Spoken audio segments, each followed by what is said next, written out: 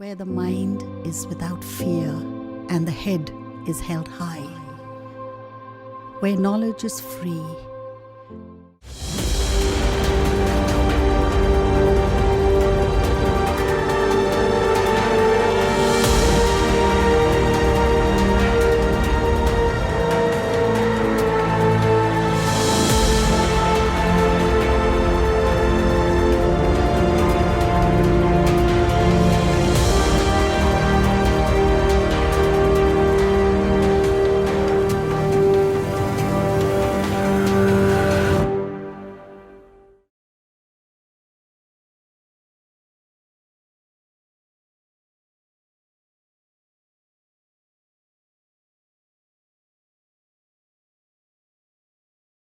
আমাদের স্নেহের ছাত্রছাত্রীরা, আজকের আমি তমালী চ্যাটার্জি, চিন্তামণি চমৎকার উচ্চ বালিকা বিদ্যালয়ের পদার্থবিদ্যার শিক্ষিকা, তোমাদের সাথে আজকের ক্লাস 11-এর তাপ ও তাপমাত্রা বিষয়ে একটু আলোচনা করব।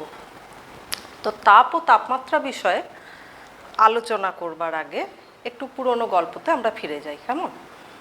পুরনো গল্প কীরকম? পুরনো বলতে খুব পুরনো নয়, ধরো তখন বিজ্ঞানীরা অলরেডি বস্তু, শক্তি এইগুলোকে নিয়ে বৈজ্ঞানিক যে চিন্তাভাবনা সেগুলো শুরু করে দিয়েছেন।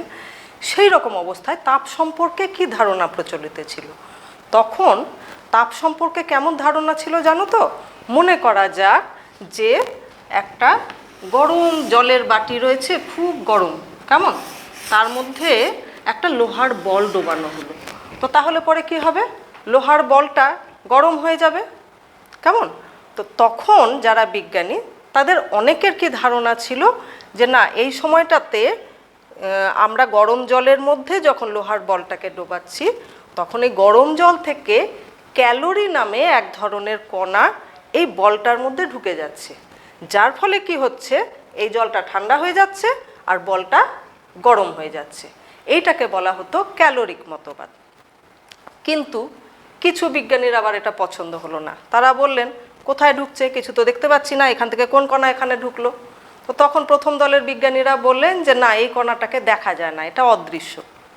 তো দ্বিতীয় বিজ্ঞানীরা তখন আবার বললেন যে ঠিক আছে, মানলাম যে দেখা যায় না, কিন্তু কণা মাত্রেরই তো ভর আছে, সুতরাং কিছু কণা যদি এই বলের মধ্যে ঢুকে যায় তাহলে এই বলটা ভারী হয়ে যাবে, আর এখান থেকে যেহেতু কিছু কণা বেরিয়ে গেল তাহলে জলটা হালকা হয়ে যাবে। কিন্তু পরীক্ষা করে তো দেখা যাচ্ছে না, সেটাও হচ্ছে না। তো তখন প্রথম দলের বিজ্ঞানীরা আবার বললেন যে না, এটা শুধু দেখা যায় না তা নয়, এটার ভরও নেই। তো এই রকমভাবে বাদানুবাদ চলছে। তো সেই সময় 1798 খ্রিস্টাব্দে বিজ্ঞানী রামফোর্ড তিনি বললেন যে এগুলো কিছু কথা নয়, তাপ হলো আসলে কোনো কণা নয়, এটা হলো এক ধরনের শক্তি। পরবর্তীকালে বিজ্ঞানী জুল একদম প্রমাণ করে দিলেন যে তাপ হচ্ছে একটা শক্তি, এবং এই শক্তি থেকে আমরা কার্যশক্তিও পেতে পারি, আবার কার্যশক্তি থেকেও আমরা তাপ শক্তি পেতে পারি। অর্থাৎ তিনি এই যে তাপ যে একটা শক্তি, সেই ধারণাটাকে তিনি কনফার্ম করলেন। ঠিক আছে? তো তাপ সম্পর্কে যখন আলোচনা করব, তখন তাপমাত্রা সম্পর্কে আমাদেরকে আলোচনা করতেই হবে। কোনো বস্তুর ধরো তাপমাত্রা বা কোনো বস্তুতে গরম ঠান্ডা, এটাকে আমরা কী করে বুঝি? না, আগে একটুখানি হাত দিয়ে বুঝে, না এটা বেশ গরম লাগছে বা এটা ঠান্ডা লাগছে, এই ধরনের। তো এই যে তাপমাত্রা, এটা আমাদের প্রাথমিক ধারণা হলো স্পর্শের অনুভূতি, তাই তো? কিন্তু স্পর্শের অনুভূতি দিয়ে তাপমাত্রাকে সঠিকভাবে কিন্তু ডিটারমাইন করা সম্ভব নয়। এক তো হচ্ছে খুব গরম জিনিসে আমরা হাত দিতে পারবোই না, 2 নাম্বার হচ্ছে এটা তো খুব আপেক্ষিক ব্যাপার, আমার কাছে গরম লাগছে, কারো কাছে ঠান্ডা লাগছে। তো সুতরাং বিজ্ঞানীরা আবার এটাকে নিয়ে চিন্তাভাবনা শুরু করলেন যে কী করে এই তাপমাত্রা, তাপ, এই ব্যাপারগুলোকে একটু বৈজ্ঞানিক দিক থেকে ডিফাইন করা যায়, কি করে একটা ব্যবস্থা তৈরি করা যায়। তো এই রকম আলাপ আলোচনা করতে করতে তারা আসলেন তাপ গতিবিদ্যার 0তম সূত্র। তো 0তম সূত্র ব্যাপারটা কীরকম? তোমরা এতদিন বিভিন্ন সূত্র পড়েছো, প্রথম সূত্র, দ্বিতীয় সূত্র, তৃতীয় সূত্র, যেমন নিউটনের গতির সূত্র পড়েছো। এই 0তম সূত্র ব্যাপারটা কীরকম? 0তম সূত্র ব্যাপারটা কেন জানো তো? যে এই যে তাপগতিবিদ্যা যেখানটাতে তাপ থেকে অন্যান্য শক্তি, বিশেষ করে এই কার্যশক্তি, এনার্জি যেগুলো, সেগুলোর কনভার্সন এবং পদার্থের ধর্ম, এগুলোকে নিয়ে আলোচনা করা হয়। সেগুলোকে নিয়ে আলোচনা করতে করতে তারা 1 নম্বর সূত্র, 2 নম্বর সূত্র, এই সূত্রগুলোকে তোমরা পরে পড়বে, তারা অলরেডি বলে ফেলেছেন। তো তারপরেতে মনে হলো যে আচ্ছা, আমরা তাপ গতিবিদ্যা নিয়ে এত আলোচনা করছি, অথচ তাপের যে প্রাথমিক যে ধারণাটা যেখান থেকে এলো, অর্থাৎ তাপমাত্রা, সেই ব্যাপারটার মধ্যেই তো আমরা গেলাম না, এটা কেমন ব্যাপার হলো? তো তখন তারা কি করলেন, এই তাপমাত্রা সম্পর্কিত একটা সূত্র দিলেন। সেই সূত্রটাকে বলা হলো তাপগতিবিদ্যার 0তম সূত্র। তো তাপগতিবিদ্যার 0তম সূত্রে যাওয়ার আগে তোমাদেরকে তাপীয় সাম্য এই কথাটা সম্পর্কে একটু ধারণা রাখতে হবে। তাপীয় সাম্য প্রাথমিকভাবে ধারণাটা কীরকম না, তোমরা দুটো বস্তুকে যদি হাত দিয়ে দেখো যে না, দুটোতে একই ধরনের অনুভূতি সৃষ্টি হচ্ছে, অর্থাৎ দুটোকেই একই রকম গরম মনে হচ্ছে, তখন তোমরা বলবে যে এই দুটোই কিন্তু তাপীয় সাম্যে রয়েছে। আসলে তাপীয় সাম্য হলো দুটো বস্তুর এমন অবস্থা যাতে দুটোরই এমন একটা ধর্ম যার ফলে কি হচ্ছে, একটা থেকে আর একটাতে তাপ যাতায়াত করতে পারছে না, তখন সেই অবস্থাটাকে আমরা বলি দুটো বস্তু তাপীয় সাম্যে রয়েছে। তো তাপীয় সাম্যের ধারণা থেকে তারপরে 0তম সূত্রতে বিজ্ঞানীরা কি বললেন, তারা বললেন যে মনে করা যাক দুটো বস্তু, মনে করা যাক যে দুটো বস্তু, এই দুটো বস্তু রয়েছে, ঠিক আছে, এই দুটো বস্তু, এবং তাহলে এই দুটো বস্তু রয়েছে, কেমন? তো আমি বললাম যে এই দুটো বস্তু, এই বস্তুটা মনে করা যাক এই পেনটা আর একটা বস্তু, কেমন? এই বস্তু এর সাথে তাপীয় সাম্যে রয়েছে, আবার এই বস্তুটাও এর সাথে তাপীয় সাম্যে রয়েছে। তাহলে কি হবে, এই দুটো বস্তু পরস্পরের সাথে তাপীয় সাম্যে থাকবে। বোঝা গেল ব্যাপারটা? দুটো বস্তু বা সংস্থা যদি দুজনেই তৃতীয় কোনো বস্তুর সাথে তাপীয় সাম্যে থাকে, তাহলে পরে এরা দুজনে আবার পরস্পরের সাথে তাপীয় সাম্যে থাকবে। তো তোমাদের মনে হবে এটা আর এমন কি ব্যাপার, তোমরা তো ম্যাথমেটিক্যালি যদি ভাবো যে A ইকুয়ালস টু যদি B হয়, আবার A ইকুয়ালস টু যদি C হয়, তাহলে পরে B ইকুয়ালস টু C হবে, এটা তো বলবার কি রয়েছে?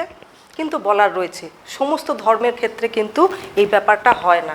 ধরো আমি ম্যাথমেটিক্যালি বলছি, তো আমি যদি 3টে সরলরেখা এমন ধরি, A B C 3টে সরলরেখা যদি এমন ধরি যে মনে করা যাক A B পারপেন্ডিকুলার, আবার A C পারপেন্ডিকুলার, তো তাহলে পরে কি আমরা বলতে পারি B আর C পারপেন্ডিকুলার?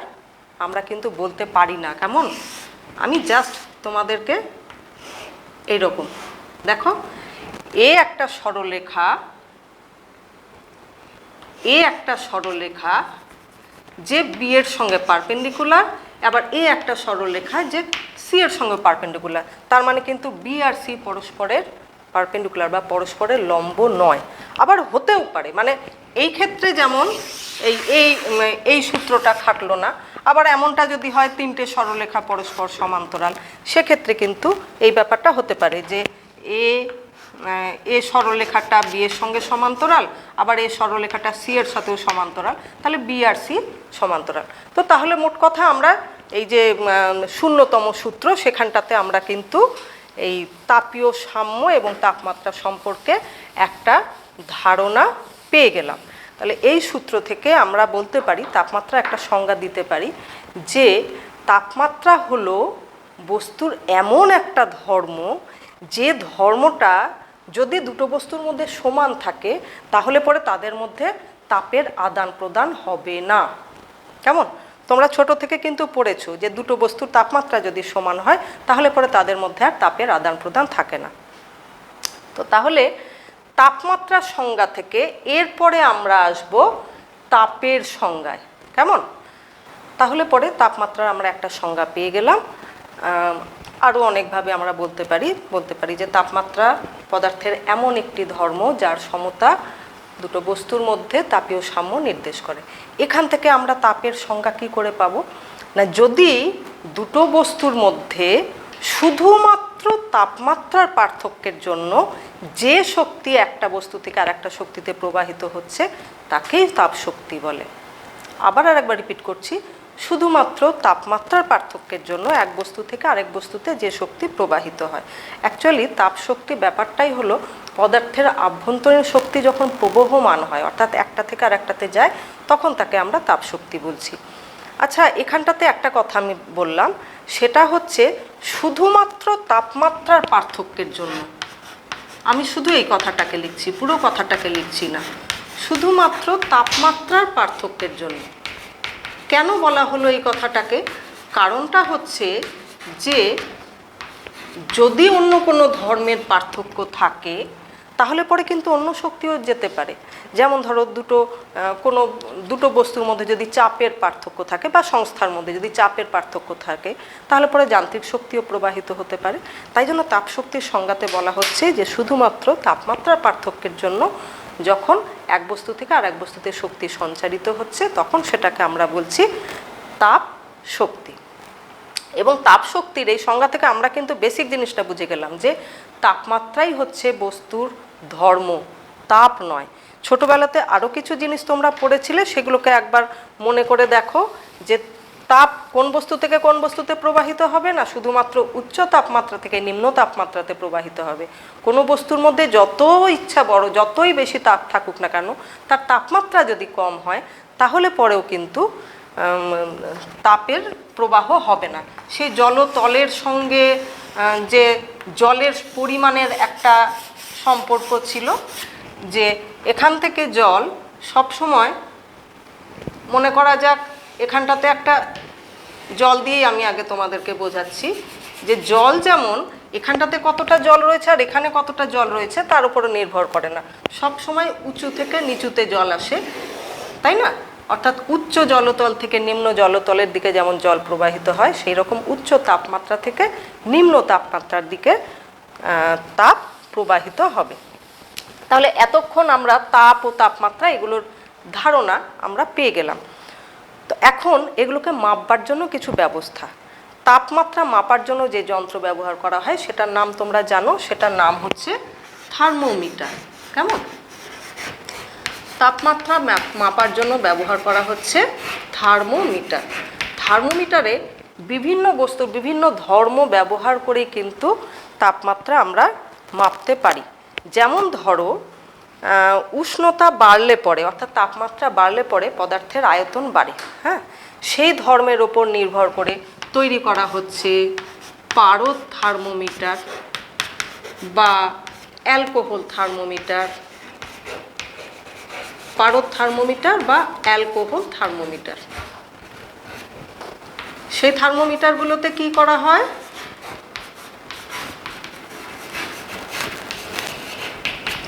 এই থার্মোমিটারগুলোতে কি করা হয় না, যেমন কোনো বস্তুর তাপমাত্রা বাড়ছে তেমনি তাদের আয়তনটাও বাড়ছে। তাহলে আয়তন কতটা বাড়লো সেটাকে দেখে সেই অনুযায়ী আমরা বুঝতে পারি যে উষ্ণতা কতটা বেড়েছে। 2 নাম্বার ধরো আরও অনেক কিছু হতে পারে, রোদ থার্মোমিটার। ঠিক আছে, রোদ থার্মোমিটার একটা ব্যবহার করা হয় প্ল্যাটিনাম রোদ থার্মোমিটার। প্ল্যাটিনাম রোদ থার্মোমিটার, প্ল্যাটিনাম রোদ থার্মোমিটারে কি হয় যে এটা একটা ধাতু, তো এই সমস্ত ধাতুগুলোর ক্ষেত্রে উষ্ণতা যদি বাড়ে তাহলে পরে রোদটাও বেড়ে যায়। হ্যাঁ, তাহলে রোদ কতটা বাড়লো সেটাকে দেখে আমরা কিন্তু উষ্ণতাটাকে মাপতে পারি। 3 নাম্বার হতে পারে গ্যাসের ধর্মকে আমরা কাজে লাগাতে পারি। যদি কোনো গ্যাসকে স্থির চাপে রেখে তার উষ্ণতা বাড়ানো হয়, স্থির চাপে রেখে যদি তার উষ্ণতা বাড়ানো হয় তাহলে পরে তার আয়তন বেড়ে যায়। তাহলে কোনো গ্যাসকে স্থির চাপে রেখে তার আয়তন বৃদ্ধি থেকেও আমরা তার উষ্ণতা বৃদ্ধিটাকে মাপতে পারি। তাহলে স্থির চাপে গ্যাস থার্মোমিটার। উল্টো করতে পারি, 4 নাম্বার স্থির আয়তন রাখলাম আমরা। কেমন? স্থির আয়তন রাখলাম, তাহলে পরে কি হবে, উষ্ণতা বাড়ালে পরে তার চাপ বেড়ে যাবে। হ্যাঁ, তাহলে এইভাবে করতে পারি। তাছাড়াও আরও বেশ কিছু ধরনের হয়, আমি একটুখানি এগুলোকে মিটিয়ে দিচ্ছি, মিটিয়ে দিয়ে বলছি যে একটা রয়েছে তাপযুগ্ম থার্মোমিটার। তাপযুগ্ম থার্মোমিটার, তাপযুগ্ম থার্মোমিটার কীরকম জানো তো? তাপযুগ্ম থার্মোমিটার হচ্ছে, এগুলোকে মিটিয়ে দিলাম আমি। তাপযুগ্ম থার্মোমিটারে দুটো ধাতুকে নেওয়া হয়, দুটো আলাদা ধাতুকে। হ্যাঁ, এই দুটো ধাতুর মধ্যে, দুটো প্রান্তের মধ্যে এইভাবে জোড়া দিয়ে, ধরো এ আর বি দুটো ধাতু নেওয়া হয়েছে, এই দুটোকে জোড়া দিয়ে দুটোর মধ্যে আমি উষ্ণতার পার্থক্য সৃষ্টি করলাম। এখন উষ্ণতার পার্থক্য মনে করা যাক এটাকে একদম ঠান্ডা করে রাখলাম আর এটার উষ্ণতা আমি বাড়াতে শুরু করলাম। তো এখন কি হবে, যে যেমন যেমন উষ্ণতা বাড়বে তেমনি তেমনি এই যে তাপযুগ্মটা যেটা রয়েছে, এই দুটো ধাতুর যে যুগ্ম রয়েছে তার মধ্যে দিয়ে একটা তড়িৎ প্রবাহিত হতে থাকবে। তাহলে সেই তড়িৎ প্রবাহ মাত্রা মেপেও কিন্তু আমরা উষ্ণতার পার্থক্য মাপতে পারি। তারপরে রয়েছে পাইরোমিটার। পাইরোমিটারে কি করা হয়, একটা ফিলামেন্ট খুব গরম হলে পরে সেটা থেকে আলো বেরোয় আর কি, বিভিন্ন ধরনের তরঙ্গ দৈর্ঘ্যের আলো বেরোয়। তো সেই তরঙ্গ দৈর্ঘ্যের আলোটাকে একটা ব্যাকগ্রাউন্ডে, যে ওভেনটার, যে ফার্নেসের আমরা তাপমাত্রা মাপবো তার সেটার ব্যাকগ্রাউন্ডে যদি ফিলামেন্টটাকে রাখা হয় তাহলে পরে সেই পদ্ধতিতেও কিন্তু আমরা মাপতে পারি। পাইরোমিটার দিয়ে সাধারণত অনেকটা উচ্চ উষ্ণতা মাপা হয়। আমরা যে সাধারণভাবে ব্যবহার করি পারদ থার্মোমিটার, এগুলোতে ম্যাক্সিমাম 300 ডিগ্রি মতো, তারপর রেজিস্টার থার্মোমিটারে 1200 ডিগ্রি মতো মাপা যায়। কিন্তু ওই পাইরোমিটার দিয়ে কিন্তু আমরা প্রচুর কয়েক হাজার ডিগ্রি সেলসিয়াস তাপমাত্রা পর্যন্ত মাপতে পারি। কেমন? তো তাহলে পরে আমরা বিভিন্ন ধরনের থার্মোমিটার দেখলাম, যে কোনটার সাহায্যে, পাইরোমিটারের সাহায্যে তো কয়েক হাজার ডিগ্রি বললাম, ওটাতে 1200 ডিগ্রি পর্যন্ত মাপা যায়। এবারে থার্মোমিটার তো তৈরি হলো, কিন্তু সেটাতে আমাদেরকে রিডিংটা তো নিতে হবে, তাই না? তো রিডিং নেওয়ার জন্য তোমরা জানো যে স্কেলের দরকার আছে। তো থার্মোমিটারের স্কেল তৈরি করাটা কীরকম হয়, স্কেলের ধারণাটা রয়েছে তো? তোমরা যে একদম ছোট থেকে যে দৈর্ঘ্য মাপো সেখানটাতেও দেখবে যে স্কেলের একদিকটাতে ইঞ্চিতে দাগ কাটা থাকে, একদিকে সেন্টিমিটার মিলিমিটারে দাগ কাটা থাকে। তাহলে এটা একটা পদ্ধতি, সেন্টিমিটারের একটা পদ্ধতি, ইঞ্চির একটা পদ্ধতি। তো ঠিক সেই রকম তাপমাত্রা মাপার জন্য কিন্তু বিভিন্ন ধরনের পদ্ধতি রয়েছে। কি কি পদ্ধতি রয়েছে? খুব বেশি প্রচলিত একটা হচ্ছে সেলসিয়াস স্কেল। কেমন? একটা হচ্ছে সেলসিয়াস স্কেল,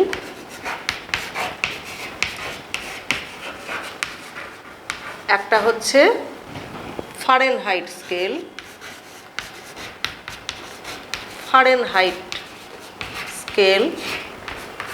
একটা হচ্ছে পরম স্কেল। এটা তো মানে বিজ্ঞানী মহলে পরম স্কেলটাই সব থেকে বেশি ব্যবহার হয়।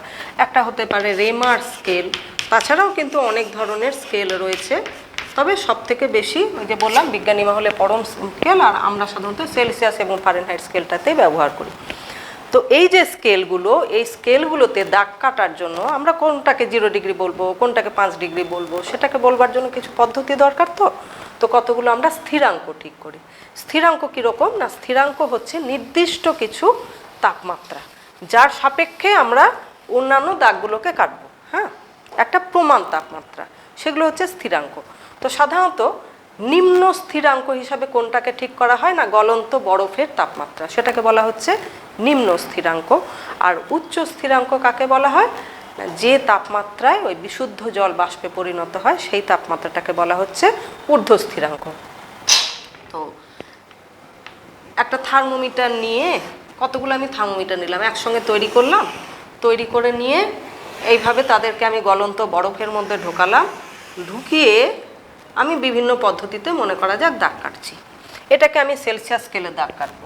তাহলে পরে এই যে নিম্ন স্থিরাঙ্ক, এটাকে আমি বলবো 0 ডিগ্রি সেলসিয়াস। সেলসিয়াস স্কেলে নিম্ন স্থিরাঙ্কের মান হলো 0 ডিগ্রি সেলসিয়াস বা সেন্টিগ্রেড। ফারেনহাইট স্কেলে এইটার মান হচ্ছে 32 ডিগ্রি ফারেনহাইট। কেমন? আর পরম স্কেলেতে এটা হচ্ছে 273 কেলভিন বলা হয় বা অ্যাবসোলিউট বলা হয়, এইভাবে দাগ কাটা হয়। এখানটাতে ডিগ্রি ব্যবহার করা হয় না। একইভাবে ঊর্ধ্ব স্থিরাঙ্কটা যেটা, সেটাতে কি ব্যবহার করা হয়, সেলসিয়াস স্কেলে ঊর্ধ্ব স্থিরাঙ্ক, অর্থাৎ ওই বিশুদ্ধ জল প্রমাণ বায়ুমণ্ডলীয় চাপে যখন বাষ্পে পরিণত হচ্ছে তখন সেই তাপমাত্রাকে বলবো 100 ডিগ্রি সেলসিয়াস। ফারেনহাইট স্কেলে এটাকে বলবো 212 ডিগ্রি ফারেনহাইট। আর অ্যাবসোলিউট স্কেলে এটা হয়ে যাচ্ছে 373 কেলভিন বা অ্যাবসোলিউট। বুঝতেই পারা যাচ্ছে 0 থেকে 100 মানে এটাকে 100 ভাগে ভাগ করা হচ্ছে, এটাকে বলা হচ্ছে প্রাথমিক অন্তর। এখানটাতে করা হচ্ছে 180 ভাগে ভাগ করা হচ্ছে, এটাকেও 100 ভাগে ভাগ করা হচ্ছে। এই যে গ্যাপটা, এটা হলো প্রাথমিক অন্তর। এখন কোনো একটা নির্দিষ্ট তাপমাত্রা, সেটা সেলসিয়াস স্কেলে কত, ফারেনহাইট স্কেলে কত, অ্যাবসোলিউট স্কেলে কত, এইটাকে যে তুলনাটাকে করা, সেটাকে করবার জন্য মনে করা যাক কোনো একটা তাপমাত্রা এখানটাতে সেলসিয়াস স্কেলে তার মান আমি বললাম এক্সসি, আর ফারেনহাইট স্কেলে সেটার মান এক্স এফ। আমি এটার মধ্যে আর যাচ্ছি না, কারণ এই অ্যাবসোলিউট স্কেল আর সেলসিয়াস স্কেলটা আসলে একই রকম, একদম একই গ্যাপ। 1 ডিগ্রি সেলসিয়াস আর 1 অ্যাবসোলিউট বা 1 কেলভিন একই মাপ হচ্ছে। তো সেখানটাতে কি করব আমরা, যে এই দুটোর মধ্যে তুলনা, অর্থাৎ নাম আমরা যাই দিই না কেন, আসলে এই যে পার্থক্য সেটা তো এই স্কেলেতেও যায়, এই স্কেলেতেও তাই। আচ্ছা, আমি আর একটা আননোন স্কেল নিয়ে নিচ্ছি।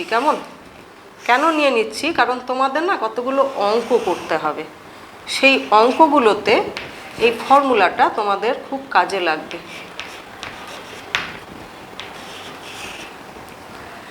অর্থাৎ আমি একটা আননোন, অজানা একটা স্কেল নিলাম, যেটা নিম্ন স্থিরাঙ্ক নাম দিলাম এল, ঊর্ধ্ব স্থিরাঙ্কের নাম দিলাম ইউ, আর অজানা একটা তাপমাত্রা সেটার নাম দিলাম X U.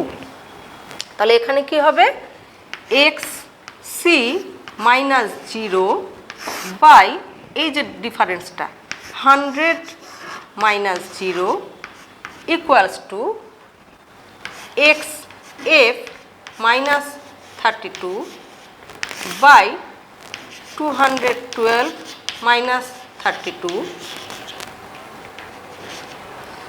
Equals to X U minus L by U minus L. এটা খুব ইম্পর্ট্যান্ট একটা ফর্মুলা। আমি তোমাদেরকে এই অল্প সময়ের মধ্যে হয়তো অঙ্ক করিয়ে উঠতে পারবো না, কিন্তু এই যে ফর্মুলাটা, এটার সাহায্যে তোমাদের কিন্তু খুব ছোটোখাটো কিছু অঙ্ক করতে হবে। তো এখান থেকে তোমরা যে ফর্মুলাটার সঙ্গে পরিচিত সেটাকে এবারে লিখি। এক্স সিটাকে সাধারণত লেখা হয় সি, তাহলে সি মাইনাস 0 হয়ে যাচ্ছে C by 100 equals to X এফটাকে লেখা হয় F minus 32 by 180 equals to, এটা হচ্ছে unknown X minus L by U minus L. তাহলে এটা হলো বিভিন্ন ধরনের তাপমাত্রার স্কেলের মধ্যে সম্পর্ক। কেমন? তাহলে তাপমাত্রার বিভিন্ন স্কেল, তাপমাত্রা মাপার যন্ত্র, এগুলোকে আমরা পেয়ে গেলাম। তাপ মাপার যন্ত্রের মধ্যে খুব বেশি যাব না। তাপ মাপার যন্ত্রের নাম হচ্ছে ক্যালোরিমিটার, এবং ক্যালোরিমিটারের কতটা তাপ দেওয়া হচ্ছে বা নেওয়া হচ্ছে সেটাকেই মাপা হয়। কোনো বস্তু কখনোই শুধুমাত্র তাপটাকে মাপা যায় না, কতটা তাপ দিচ্ছে বা নিচ্ছে সেটাকেই মাপা হয়। তো সেই ক্যালোরিমিটারও কিন্তু তাপমাত্রা মেপে তার সাহায্যে তাপের আদান প্রদানটা মাপা হয়। কেমন? তাহলে তাপমাত্রা সম্পর্কে আমাদের আলোচনা হলো। এখন আমরা তাপের প্রভাবে পদার্থের যে পরিবর্তনগুলো হয় তার মধ্যে একটা বিষয় নিয়ে আমরা আলোচনা করব, সেটা হলো তাপের প্রভাবে কঠিন পদার্থের প্রসারণ। কেমন? মনে করা যাক কোনো একটা ধাতুর দণ্ড রয়েছে, এবার এটাকে যদি আমি গরম করি তখন কি হবে, এটার আয়তন, দৈর্ঘ্য, প্রস্থ সব কিছুই কিন্তু পাল্টাবে। হ্যাঁ, তো এই যে কোনো পদার্থের, আমি প্রথমত ধাতব পদার্থ নিয়ে আলোচনাটাকে করছি। কোন একটা ধাতব পদার্থকে গরম করলে পরে তার দৈর্ঘ্যের যে পরিবর্তন হয় সেটা কার কার উপরে ডিপেন্ড করে। মনে করা যাক কোনো পদার্থের T1 ডিগ্রি সেলসিয়াস উষ্ণতায় দৈর্ঘ্য হচ্ছে L1। এবার আমি গরম করলাম সেটাকে, উষ্ণতা হলো T2 ডিগ্রি সেলসিয়াস। আচ্ছা, সিটাকে আমি মিটিয়ে দিই, শুধু T1 ডিগ্রি এবং T2 ডিগ্রি আমি দিলাম। তখন পার্থক্য কত হলো, তার দৈর্ঘ্য কত হলো, L2।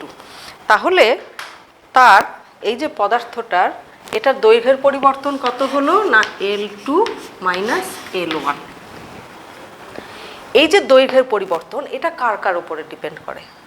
1 নাম্বার হচ্ছে প্রাথমিক দৈর্ঘ্যের উপরে নির্ভর করবে।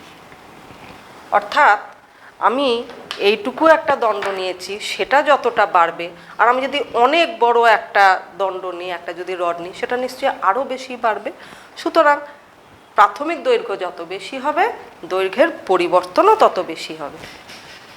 আর কার উপর নির্ভর করবে? অবশ্যই উষ্ণতার পার্থক্যের উপরে নির্ভর করবে। আমি যত বেশি গরম করব, তত তার দৈর্ঘ্যের পরিবর্তন হবে। আর কার উপর নির্ভর করবে? না, পদার্থটা নিজের ধর্মের উপরেই ডিপেন্ড করবে। এক একটা পদার্থের দৈর্ঘ্য পরিবর্তন এক এক রকম হবে। লোহার একরকম হবে, তামার একরকম হবে, পেতলের একরকম হবে, প্রত্যেকের ক্ষেত্রে আলাদা হবে।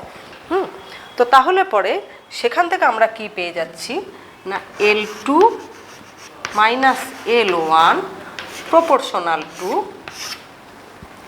L1 into T2 minus T1।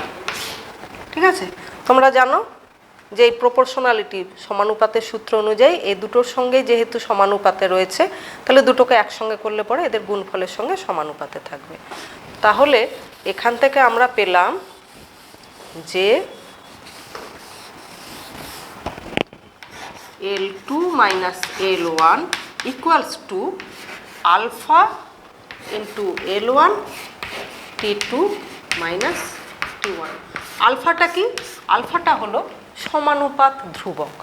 সেই সমানুপাত ধ্রুবকের মানটা কত হচ্ছে? Alpha equals to L2 minus L1 by L1 into T2 minus T1।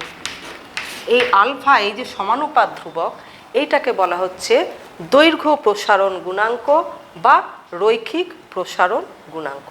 তাহলে রৈখিক প্রসারণ গুণাঙ্কের সংজ্ঞা আমি কি দেব? এটা হচ্ছে দৈর্ঘ্যের পরিবর্তন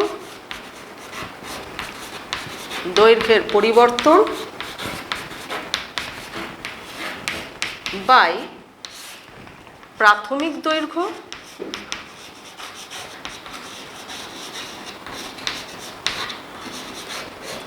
গুণ উষ্ণতা পরিবর্তন।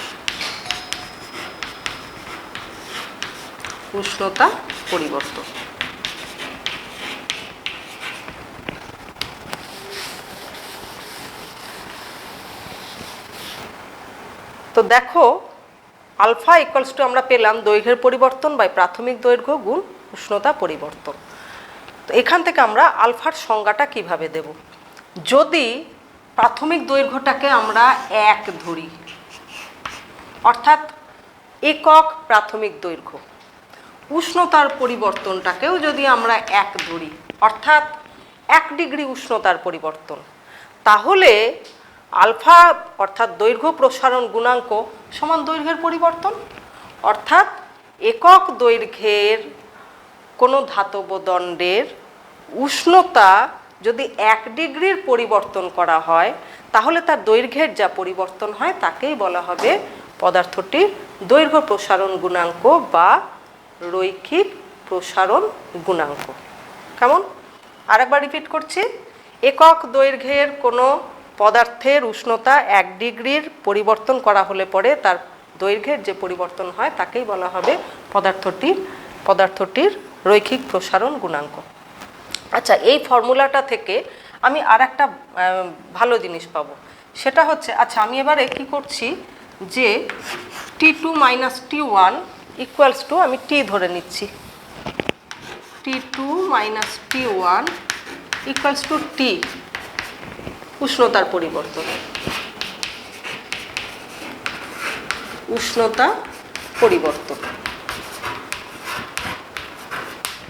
তাহলে আলফা ইকুয়ালস টু আমি পেলাম L2 minus L1 by L1 into T.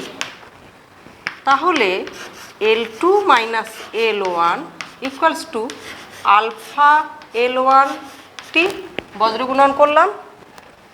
কেমন? তাহলে L2 equals to L1 plus L1 alpha t equals to L1 into 1 plus alpha t. এই যে সম্পর্কটা, এটা আমাদের বারবার কাজে লাগবে। হ্যাঁ, সম্পর্কটাকে আবার লিখে নিচ্ছি আমি। L2 equals to L1 into 1 plus alpha t। আলফাটা কি? আলফা সমান হচ্ছে দৈর্ঘ্য প্রসারণ গুণাঙ্ক।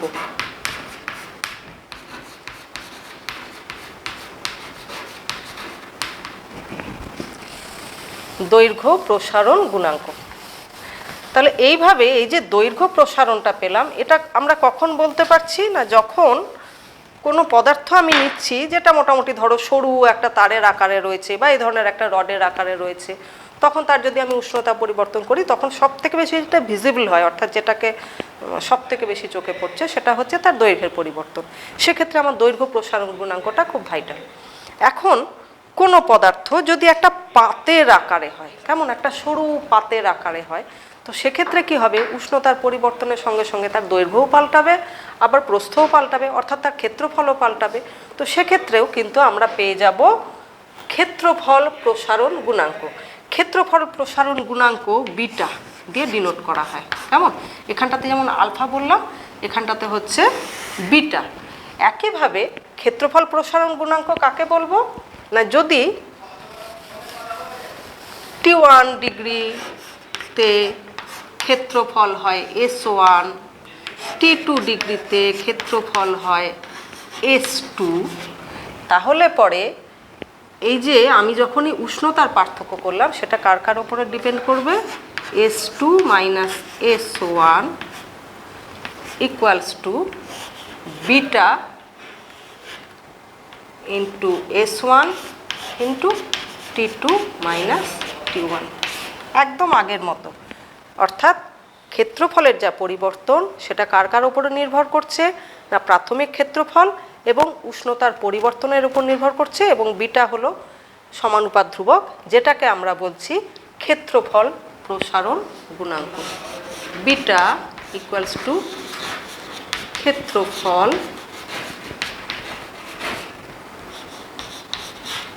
প্রসারণ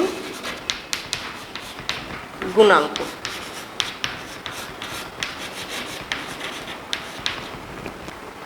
তাহলে সেখান থেকে আমরা বিটার সংজ্ঞা কি পাচ্ছি, ম্যাথমেটিক্যালি আগে দেখে নিই। Beta equals to S2 minus S1 by S1 into T2 minus T1। এটা ম্যাথমেটিক্যাল অঙ্ক, যদিও একটু বাজে লাগে হয়তো, কিন্তু ম্যাথমেটিক্স হচ্ছে ফিজিক্সের বেস। সুতরাং এই যে ম্যাথমেটিক্সটাকে, এটা বুঝলে পরেই সংজ্ঞাটাকে আর তোমাদের কোনো রকম মুখস্থ করার কোনো ব্যাপার থাকছে না। কেমন না, এই যে বিটার আমরা যে ম্যাথমেটিক্যাল ডেফিনেশনটা পেয়ে গেলাম, এখান থেকে আবার দেখো S1 যদি 1 একক ধরি এবং T2 মাইনাস T1টাকেও যদি আমরা 1 একক ধরি, তাহলে পরে beta equals to S2 minus S1, S2 minus S1। অর্থাৎ আমরা যদি এমন একটা পাত নিই যার ক্ষেত্রফল 1 একক এবং তার উষ্ণতা যদি আমরা 1 একক বৃদ্ধি করি, তাহলে পরে তার ক্ষেত্রফলের যে পরিবর্তন হচ্ছে তাকেই বলা হবে ক্ষেত্রফল প্রসারণ গুণাঙ্ক। একক ক্ষেত্রফলের কোনো পাতের উষ্ণতা 1 ডিগ্রি বৃদ্ধি করলে সেই পাতটির ক্ষেত্রফলের যে পরিবর্তন হয় তাকেই বলা হবে পাতটির ক্ষেত্রফল প্রসারণ গুণাঙ্ক। ঠিক আছে, তাহলে আগের মতনই দৈর্ঘ্য প্রসারণ গুণাঙ্ক পেলাম, ক্ষেত্রফল প্রসারণ গুণাঙ্ক পেলাম। এবারে এতক্ষণ তো দৈর্ঘ্য পেলাম, ক্ষেত্রফল পেলাম, কিন্তু বাস্তবে আমরা যে ধরনের বস্তুগুলোকে ধরি, যেমন ধরো এটা একটা বস্তু, এর দৈর্ঘ্য রয়েছে, প্রস্থ রয়েছে, উচ্চতা রয়েছে, অর্থাৎ এর একটা আয়তন রয়েছে। সুতরাং যদি এই ধরনের কোনো ধাতুর পিণ্ডকে, কোনো একটা ধাতুকে আমরা যদি গরম করি, তাহলে তার দৈর্ঘ্যেরও পরিবর্তন হবে, প্রস্থেরও পরিবর্তন হবে এবং তার সঙ্গে সঙ্গে তার আয়তনেরও পরিবর্তন হবে। তা আয়তনের পরিবর্তন হলে পরে একদম আগের মতো আমরা করে দিই যে আয়তনের পরিবর্তনটা যেটা, সেটাও কার কার উপর নির্ভর করবে না, তার প্রাথমিক আয়তনের উপর ডিপেন্ড করবে। T1 উষ্ণতায় আয়তন V1, T2 উষ্ণতায় আয়তন V2 হলে পরে V2 মাইনাস V1 নির্ভর করবে এক হচ্ছে V1 এর ওপরে, অর্থাৎ তার প্রাথমিক আয়তনের ওপরে নির্ভর করবে। 2 নাম্বার হচ্ছে উষ্ণতার পার্থক্যের উপরে নির্ভর করবে। সুতরাং এক্ষেত্রে আমরা কি বলতে পারি না V2 minus V1 equals to gamma. গামাটা সমানুপাত ধ্রুবক, যেটাকে বলা হয় আয়তন প্রসারণ গুণাঙ্ক। কেমন? Gamma into V1 into T2 minus T1।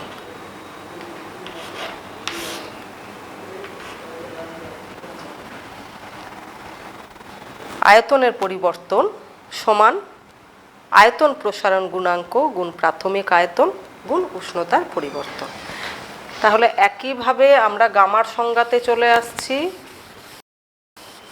Gamma অর্থাৎ আয়তন প্রসারণ গুণাঙ্কের সংজ্ঞাতে চলে আসছি।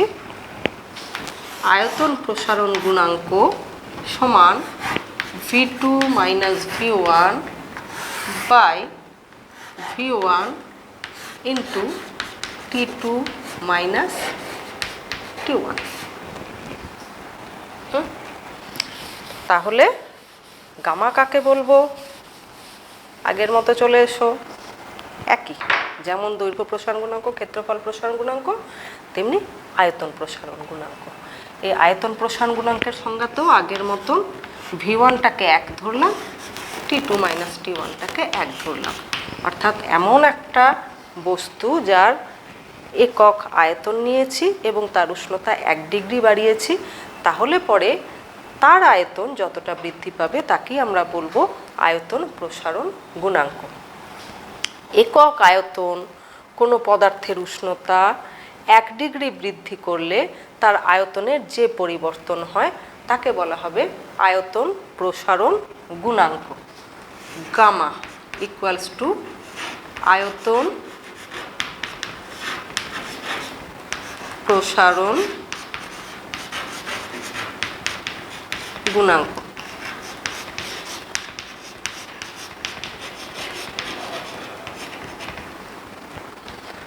তাহলে পদার্থের দৈর্ঘ্য প্রসারণ গুণাঙ্ক আলফা, ক্ষেত্রফল প্রসারণ গুণাঙ্ক বিটা, আয়তন প্রসারণ গুণাঙ্ক গামা আমরা পেয়ে গেলাম। এখন এদের মধ্যে সম্পর্ক আমরা নির্ণয় করব, আমরা বার করছি। কি করে বার করব?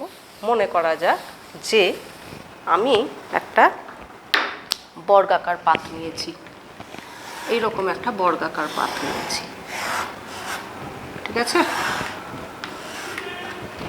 বর্গাকার পাত, তার এক একটা বাহুর দৈর্ঘ্য আমি ধরলাম L1, কেমন? এই বাহুটার দৈর্ঘ্য L1, প্রত্যেকটা বাহুর দৈর্ঘ্য L1। তাহলে তার ক্ষেত্রফল কত হবে? S1 সমান L1 স্কোয়ার, ঠিক আছে? এবার আমি উষ্ণতা পরিবর্তন করলাম, কত ডিগ্রি বাড়ালাম? না আমি T ডিগ্রি বাড়ালাম। তাহলে T ডিগ্রি বাড়ালে পরে এদিকটাতে দৈর্ঘ্য বাড়লো, এই দিকটাতে প্রস্থটা বাড়লো, তার ফলে কি হয়ে গেল? এখন তার আকৃতিটা এরকম হয়ে গেল। হ্যাঁ, পরিবর্তন হয়ে কি হয়ে গেল? এটা L2, এখন দৈর্ঘ্য হয়ে গেল L2। তো এটা যখন L2 হলো তখন ক্ষেত্রফলও পাল্টাবে, তখন S2 সমান L2 স্কোয়ার হলো। হ্যাঁ, এটুকু নিশ্চয়ই বোঝা গেছে। প্রাথমিক দৈর্ঘ্য L1, প্রাথমিক ক্ষেত্রফল L1 স্কোয়ার, যেহেতু বর্গাকার নিয়েছি। অন্তিম দৈর্ঘ্য L2, অন্তিম ক্ষেত্রফল L2 স্কোয়ার। এখন আমরা আগের যে সম্পর্ক সেখান থেকে আমরা কিন্তু পেয়েছি, এই তিনটে সম্পর্ককেই আগে পাশে লিখে রাখা ভালো। সেটা হচ্ছে L2 equals to L1 into 1 plus alpha t, তোমাদের করিয়েছি। S2 equals to S1 1 plus beta t. তো এই সম্পর্কটাকে আমি কাজে লাগাচ্ছি। S2 equals to S1 into 1 plus beta t হলো। S2 মানে কত? L2 তার স্কোয়ার সমান S1 মানে কত, L1 তার স্কোয়ার ইন্টু 1 প্লাস বিটা টি। L2 মানে কত, L1 ইন্টু 1 প্লাস আলফা টি। তাহলে L2 স্কোয়ারের জায়গাতে আমি লিখতে পারি L1 square into 1 plus alpha t তার হোল স্কোয়ার। ডান দিকেরটা যেমন আছে তেমন রেখে দিলাম, কেমন, 1 plus L1 square into 1 plus beta টি। ঠিক আছে এই পর্যন্ত। এখন দেখো এদিকেও L1 স্কোয়ার এদিকেও L1 স্কোয়ার গুণের দিক ফর্মে রয়েছে, কেটে দিচ্ছি, কেমন। কেটে দেওয়ার পরে কি হয়ে যাবে, আমি এই ছবিটাকেই মিটিয়ে দিই। কেটে দেওয়ার ফলে কি হয়ে যাবে না, 1 প্লাস আলফা টি তার হোল স্কোয়ার সমান 1 প্লাস বিটা টি। আচ্ছা 1 plus alpha t A plus B এর হোল স্কোয়ারের ফর্মুলা, সেই অনুযায়ী ভাঙাচ্ছি। 1 plus 2 alpha t plus alpha square t square equals to 1 plus beta t. দুদিকে 1 রয়েছে, এই 1 আর এই 1 মিটিয়ে দিলাম, অত বেশি লিখছি না, এটাকে মিটিয়ে দিলাম, দুদিককার 1। এই যে আলফা স্কোয়ার টি স্কোয়ার আমরা পেয়েছি, আলফার মান কিন্তু খুব ছোট। এই যে দৈর্ঘ্য প্রসারণ গুণাঙ্ক, ক্ষেত্রফল প্রসারণ গুণাঙ্ক, এদের মানগুলো হচ্ছে প্রায় ধরো 10⁻⁶ এই ধরনের রেঞ্জে হয়।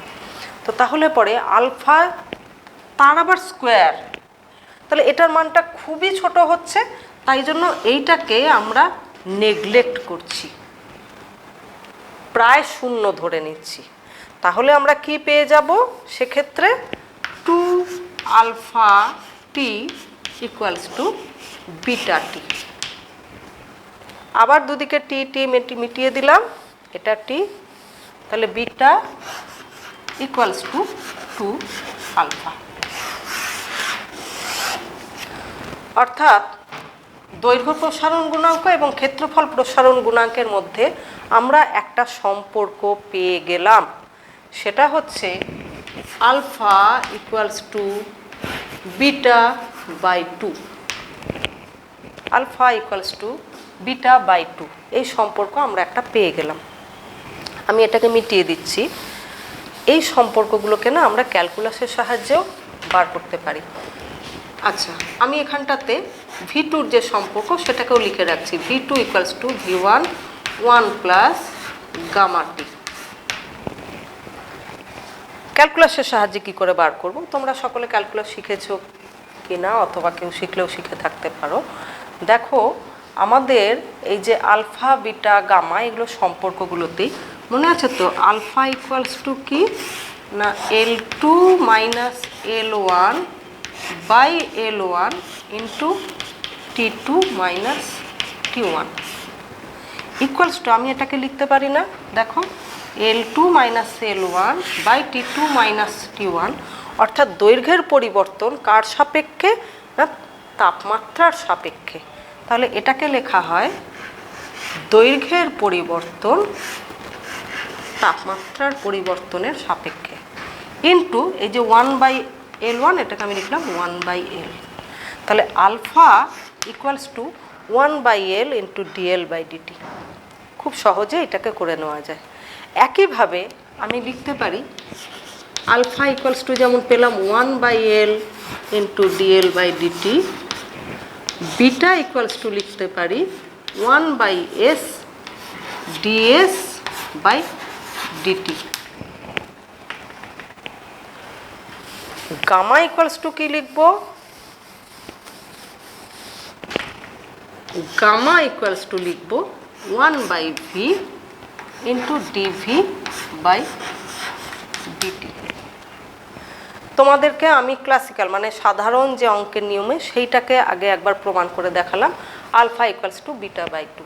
সেই নিয়মেতেই আমি আয়তন প্রসারণ গুণাঙ্কটাকেও চট করে একটু বলে দিই, যে আমরা যেমন আগের ক্ষেত্রে পাত ধরেছিলাম, এবারে একটা ঘনক ধরছি। ঘনকের প্রত্যেক বাহুর দৈর্ঘ্য হচ্ছে L1।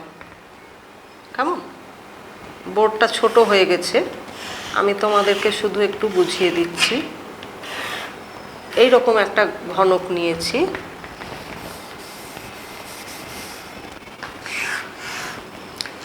এই একটা ঘনক নিয়েছি যার প্রত্যেক বাহুর দৈর্ঘ্য হচ্ছে L1। এইটা L1,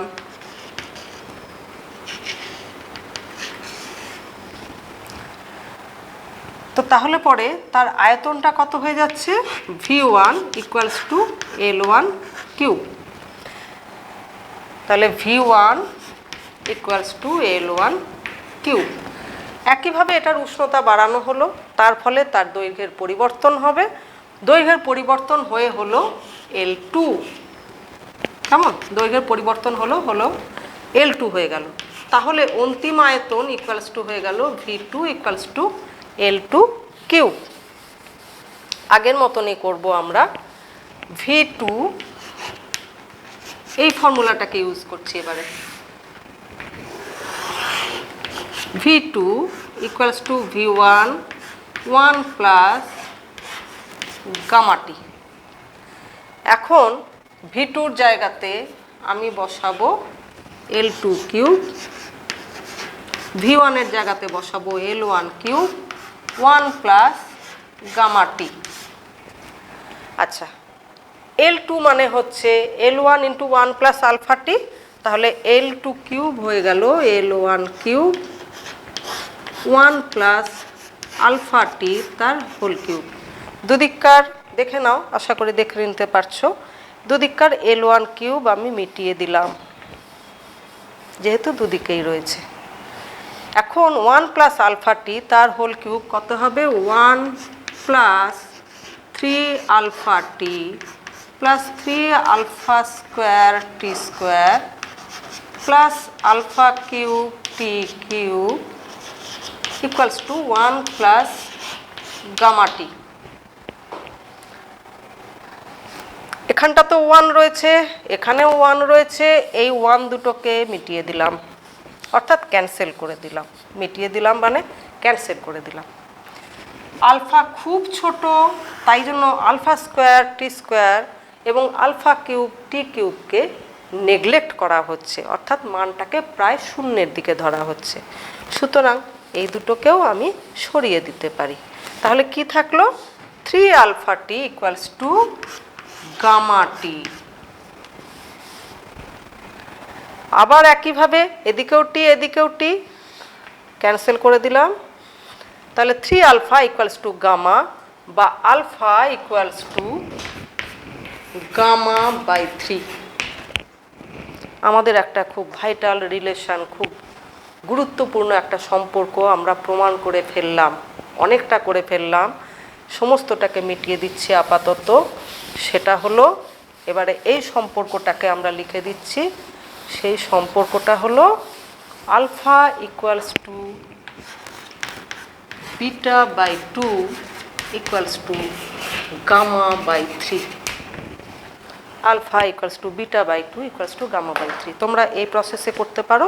আর একটা যে প্রসেস আগে বলেছি ক্যালকুলাসের সাহায্যে, সেটাকেও করে নিতে পারো। Alpha equals to 1 by L DL by dt, beta equals to 1 by S DS by dt, gamma equals to 1 by V dV by dt. এখন দেখো এস ইকুয়ালস টু আমরা জানি এল স্কোয়ার, তাহলে dS by DT equals to 2L dL by dt. যারা calculus শিখেছো তারাই পারবে করতে। হ্যাঁ, তাহলে 1 by S into dS by DT equals to 2L by S মানে L square, L square D L by DT equals to L আর L square কেটে যাবে, তাহলে 2 into 1 by L DL by D T. 1 by S DS by D T এটাকে বলছি beta, আর 1 by L DL by D T সেটাকে বলছি আলফা। তাহলে বিটা ইকুয়ালস টু 2 আলফা। যেটা আমরা আগে পেয়ে গেছি। একইভাবে V equals to L cube dV by DT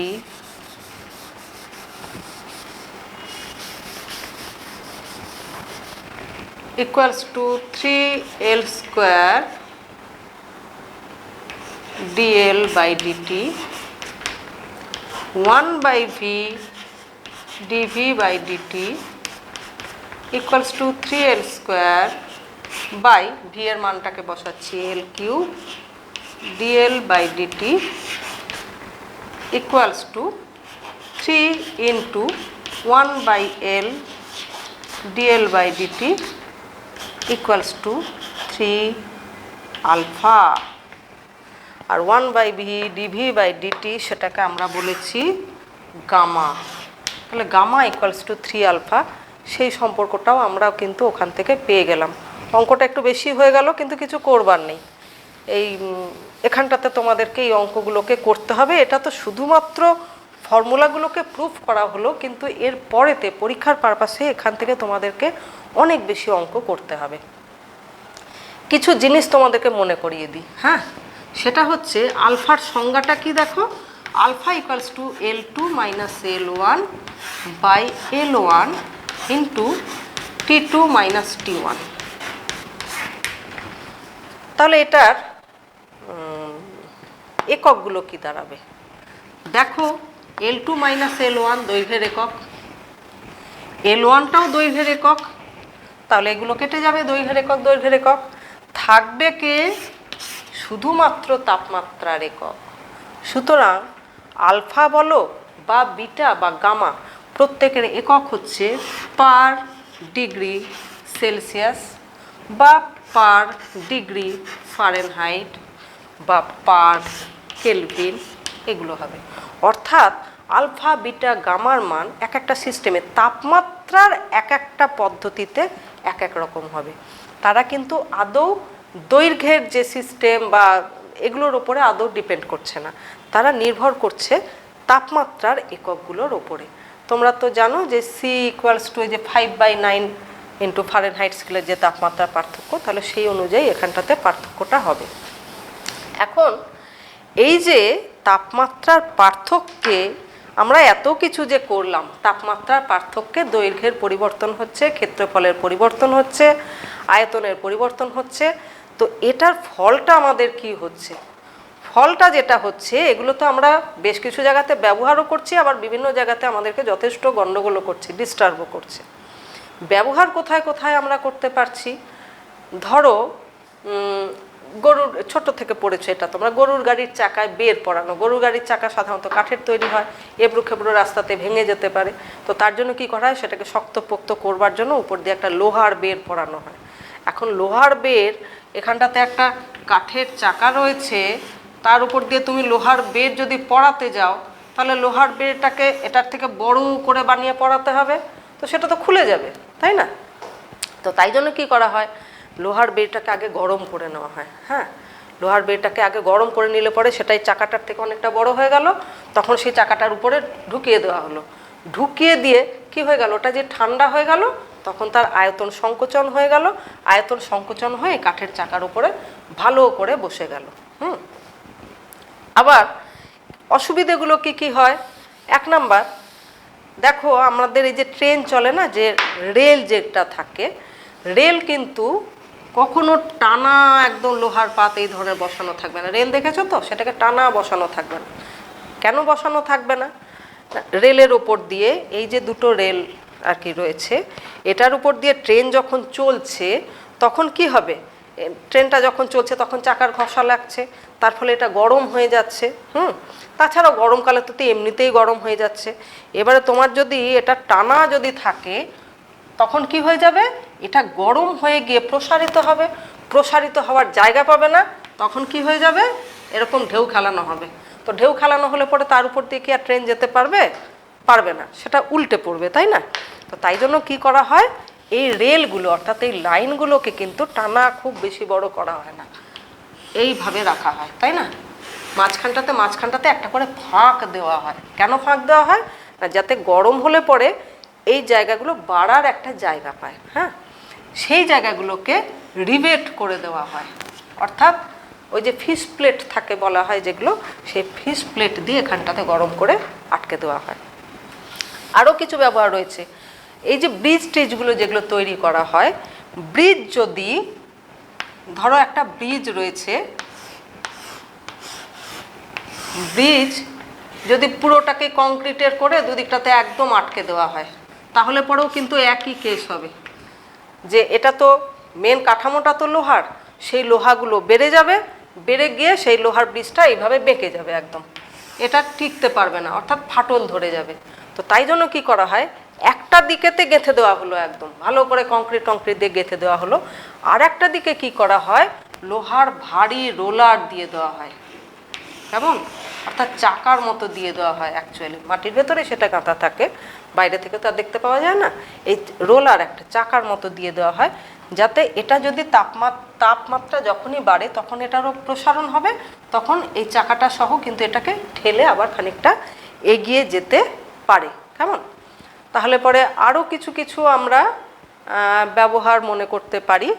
এভাবে যেমন দেখছো আরও কিছু ব্যবহার, আমাদের খুব প্রয়োজনীয় ব্যবহার, সেগুলোকে একটু মনে করিয়ে দিই।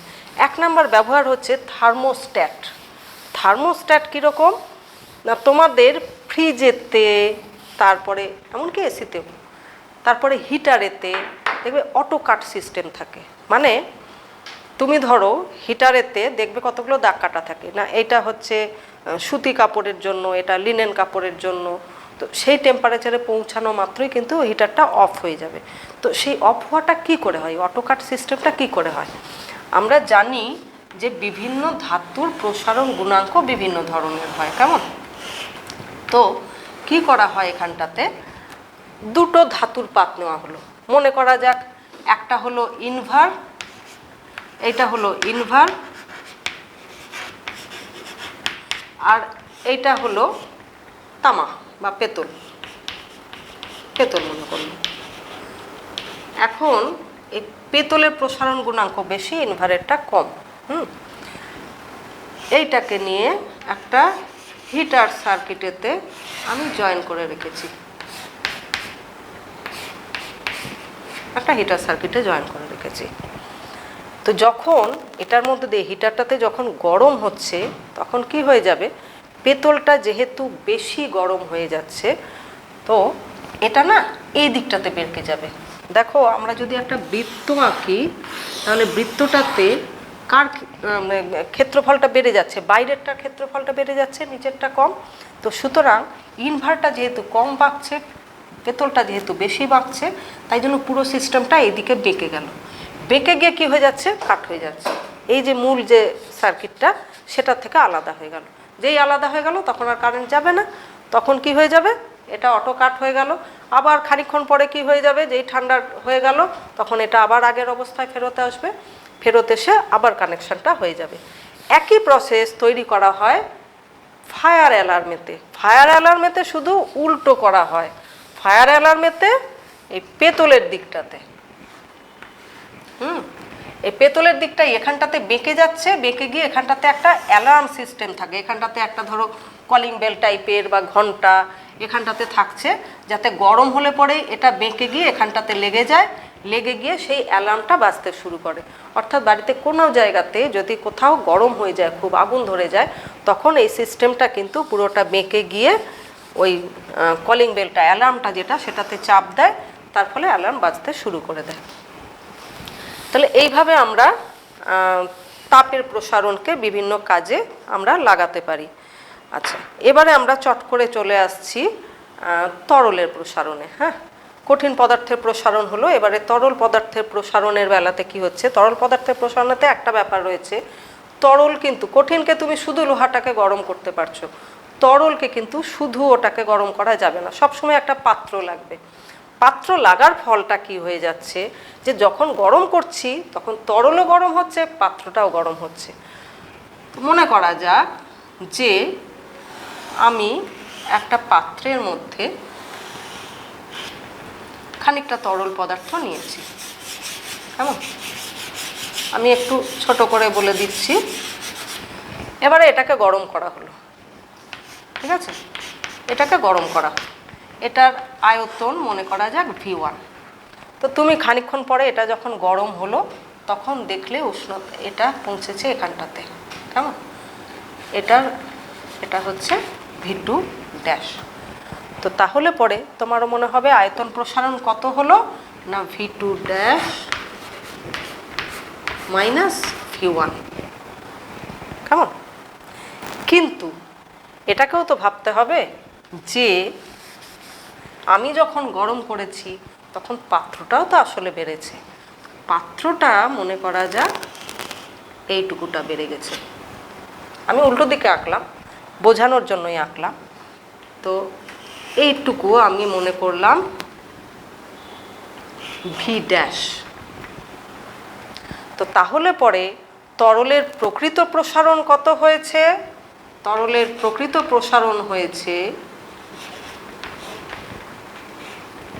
প্রসারণ কতটা হয়েছে, আচ্ছা আমি কোনটাকে ধরব, V2 equals two V dash plus V2 dash minus V1।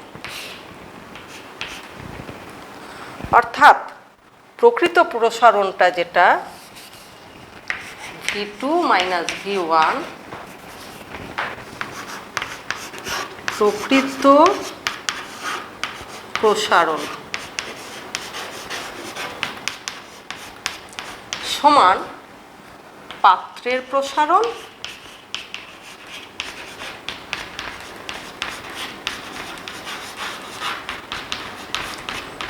যোগ তরলের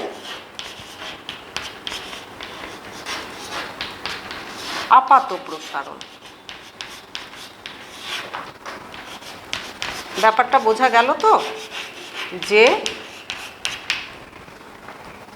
পাত্রটা যেটা এইটুকুটা ছিল তার মধ্যে সেটা নিজেই তো এতটা বড় হয়ে গেছে, যার ফলেতে তরল যেটা বেড়েছে আমাদের আপাত দৃষ্টিতে যেটা মনে হচ্ছে যে এইটুকুটা বেড়েছে, আসলে পাত্রটা নিজেই বেড়ে যাওয়ার ফলে প্রকৃত প্রসারণটা যেটা সেটা কিন্তু আপাত প্রসারণের থেকে অনেকটা বেশি হচ্ছে। কতটা বেশি হচ্ছে না পাত্রের প্রসারণটাকেও এখানটাতে মাথায় রাখতে হবে। তো এখানটাতে তাহলে তরলের প্রকৃত প্রসারণ গুণাঙ্ক কি দাঁড়াবে?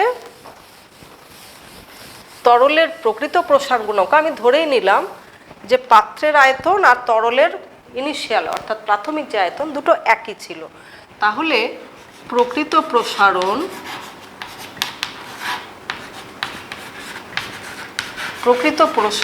একটু ছোট করে লিখি, প্রকৃত প্রসারণ বাই প্রাথমিক আয়তন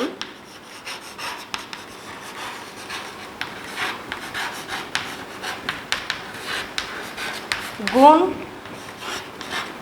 উষ্ণতার পার্থক্য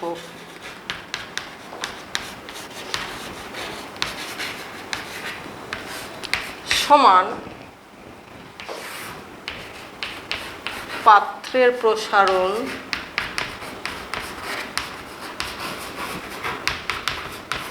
এত কথা লেখা যাবে না, আমি প্রাথমিক আয়তনটাকে V ধরে নিচ্ছি, উষ্ণতার পার্থক্যটাকে T ধরে নিচ্ছি। তাহলে পাত্রের প্রসারণ বাই V গুণ T যোগ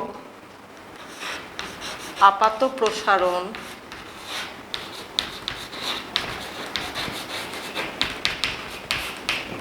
বাই V গুণ P। ভিটা কি? V সমান সমান তরলের এবং পাত্রের প্রাথমিক আয়তন।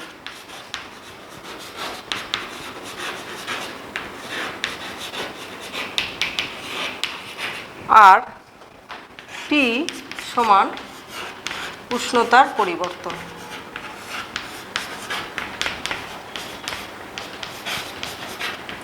তাহলে তাই যদি হয় তাহলে এখান থেকে আমরা লিখতে পারি প্রকৃত প্রসারণ গুণাঙ্ক সমান মিটিয়ে দিচ্ছি পাত্রের প্রসারণ গুণাঙ্ক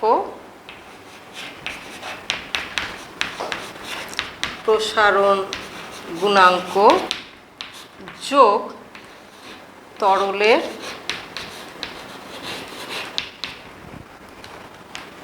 আপাত প্রসারণ গুণাঙ্ক। তরলের প্রকৃত প্রসারণ গুণাঙ্ক সমান পাত্রের প্রসারণ গুণাঙ্ক যোগ তরলের আপাত প্রসারণ গুণাঙ্ক। তরলের যে প্রসারণ গুণাঙ্ক সেটার ক্ষেত্রে এটাই হচ্ছে সবথেকে ভাইটাল ব্যাপার। কেমন?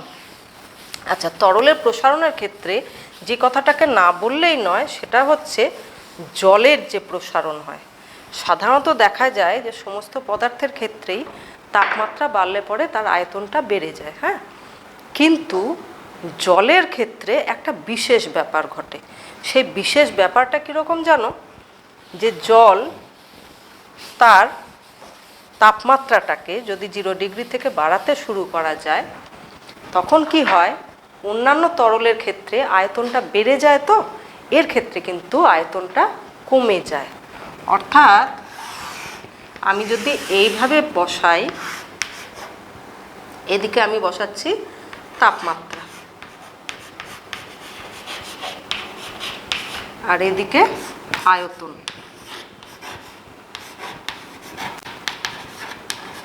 এখানটাতে 0 ডিগ্রি সেলসিয়াস। তো তাপমাত্রা যখন 0 ডিগ্রি তখন মনে করা যাক আয়তন এখানে রয়েছে। এবারে তাপমাত্রা আমি ধীরে ধীরে বাড়াচ্ছি, 1 2 3 4 5 এইভাবে আমি বসাচ্ছি। দেখা যাবে যে আয়তনটা না বেড়ে ক্রমশ কমতে থাকছে। ঠিক আছে? কমতে কমতে কি হবে, এই 4 ডিগ্রিতে এসে সব থেকে কম হয়ে যাবে। তারপরেতে আবার যদি আমি উষ্ণতা বাড়াই তখন কিন্তু আবার আয়তন বাড়তে থাকছে। জলের এটা একটা বিশেষ ধর্ম, এটাকে বলা হয় জলের ব্যতিক্রান্ত প্রসারণ। এটা খুব ইম্পর্ট্যান্ট, প্রকৃতিতেও খুব গুরুত্বপূর্ণ। তাহলে আবারও বলছি, জলের ক্ষেত্রে দেখা যায় যে তাপমাত্রা 0 ডিগ্রি থেকে ক্রমশ বাড়াতে থাকলে পরে তার আয়তন প্রথমত কমতে থাকে, কমতে কমতে 4 ডিগ্রিতে এসে আয়তন সব থেকে কম হয়। তারপরেতে উষ্ণতা বৃদ্ধির সঙ্গে সঙ্গে আয়তন আবার বাড়তে থাকে। অর্থাৎ 4 ডিগ্রিতে জলের ঘনত্ব সর্বোচ্চ, আয়তন সর্বনিম্ন, মানে এক নির্দিষ্ট ভরের জলের ক্ষেত্রে তার ঘনত্ব সর্বনিম্ন হয়। এটাকে বলা হয় জলের ব্যতিক্রান্ত প্রসারণ। এই জলের ব্যতিক্রান্ত প্রসারণের গুরুত্বটা কোথায় জানো? এটা আমাদের পৃথিবীতে প্রাণীর সংরক্ষণের জন্য এটা ভীষণভাবে গুরুত্বপূর্ণ।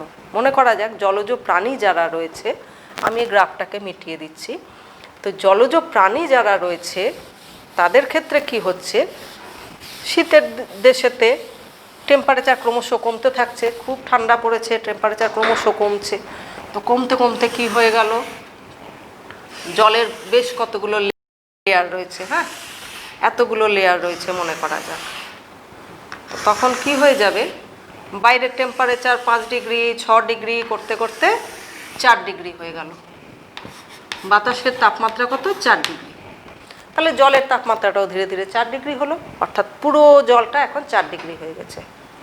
এরপরে কি হলো, এই যে জল পুরোটার এখন তাপমাত্রা মনে করা যাক 4 ডিগ্রি সেলসিয়াস। এখন টেম্পারেচার আরও নামছে, 4 ডিগ্রি থেকে নেমে 3 ডিগ্রি হলো। ঠিক আছে? তাহলে 3 ডিগ্রি যখন হলো তখন এই জলটা যেটা, তার টেম্পারেচারটাও 3 ডিগ্রি হলো, হ্যাঁ। তো এটা 3 ডিগ্রি আর এই জলটা 4 ডিগ্রি, কে ভারী, কার ঘনত্ব বেশি? 4 ডিগ্রি জলের ঘনত্ব বেশি, আমরা একটু আগেই পেয়েছি 4 ডিগ্রি জলের ঘনত্ব বেশি। তাহলে কে নিচের দিকে থাকবে? 4 ডিগ্রির জলটা নিচের দিকে থাকবে, আর 3 ডিগ্রির জল উপরের দিকে থাকবে। এবারে ঠান্ডা আরও কমে গেল, আরও ঠান্ডা হয়ে গেল, 2 ডিগ্রি হলো, এটাও 2 ডিগ্রি হলো, এটার টেম্পারেচারও 3 ডিগ্রি হলো। এবারে 4 ডিগ্রির জল কিন্তু যেহেতু সে সব থেকে ঘন জল, তার ঘনত্ব সব থেকে বেশি, সে কিন্তু ক্রমশ নিচের দিকে নামছে। অর্থাৎ এইবারে এই টেম্পারেচারটা নামতে নামতে একদম 0 ডিগ্রিতে পৌঁছে গেল, তখনও কিন্তু নিচের যে জলটা সেটা 4 ডিগ্রিতেই থেকে গেল, যেহেতু এর ঘনত্ব সব থেকে বেশি। এরপরেতে কি হবে, 0 ডিগ্রির থেকেও নেমে গেল, মনে করা যাক -5 ডিগ্রি হয়ে গেছে। কেমন? তাহলে -5 ডিগ্রি হয়ে গেছে মানে উপরের তো বরফ পড়ে গেছে, উপরের জলটাতে বরফ হয়ে গেছে একদম। কেমন? নিচে কিন্তু 4 ডিগ্রির জল থেকে গেছে। এখন আমরা জানি বরফ হচ্ছে তাপের কুপরিবাহী। সুতরাং এই যে বাইরের টেম্পারেচার এতটা নেমে গেছে এবং নিচের জলটা যে গরম রয়েছে, সেটা কিন্তু এই বরফের কারণটাতেই তাপের আদান প্রদানটা হবে না। তার ফলে কি হয়ে যাবে, এই যে নিচের যে জলটা সেটা 4 ডিগ্রির জল হিসাবেই থেকে যেতে পারবে। ফলে জলজ প্রাণী, অর্থাৎ শীতের দেশে যে সমস্ত প্রাণীরাই জলের মধ্যেই বসবাস করে, তারা কিন্তু এখানটাতে বেঁচে থাকতে পারে। তাহলে জলের ব্যতিক্রান্ত প্রসারণের এটা একটা খুব বড় গুরুত্ব। কেমন? তাহলে আমরা এইভাবে তাপ ও তাপমাত্রা সম্পর্কে ধারণা পেলাম এবং তাপের প্রভাবে কঠিন পদার্থের প্রসারণ সেই বিষয়ে আলোচনা করলাম, তরল পদার্থের প্রসারণ সেই বিষয়ে আলোচনা করলাম। এরপরে তো আরও অনেকটা রয়েছে, যাই হোক সেগুলোকে নিয়ে পরে আবার আলোচনা করা যাবে। আপাতত তোমরা বইটাকে ভালো করে পড়বে এবং এই সংক্রান্ত প্রচুর গাণিতিক যে সমস্যাগুলো রয়েছে সেইগুলোকে কিন্তু তোমরা সমাধান করবার চেষ্টা করবে, কারণ সেগুলোকে সমাধান করবার চেষ্টা করতে করতেই না তোমাদের ধারণাগুলো অনেক বেশি পরিষ্কার হবে। আর একটা কথা মাথায় রাখবে, বই পড়তে হবে। বইটা না পড়লে পরে, বইয়ের ভাষাটাকে না বুঝলে পরে তোমাদের পড়াটা সম্পূর্ণ হবে না। তো যাই হোক, তোমরা ভালো থেকো, ভালো করে পড়াশোনা করো, সুস্থ থেকো। এই বলেই আমি আজকের এই ক্লাসটাকে শেষ করছি।